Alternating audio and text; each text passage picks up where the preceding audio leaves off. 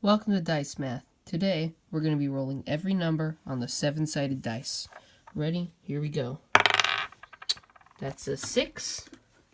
Now, the thing I don't get about the 7-sided dice, why does the 6 have a dot after it? There's no 9, so why mention that? Bam, we got 4. Like, really? I don't get that. 5. This one's going quick. 3.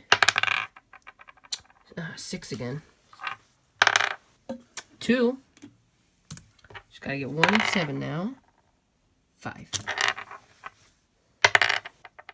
6. Ooh, that's 6 again. Demon dice. Okay, anyway. Got 5. 6. 3.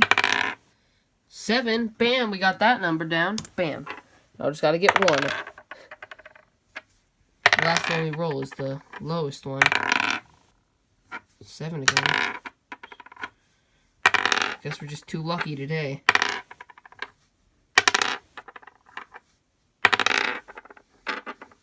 Come on.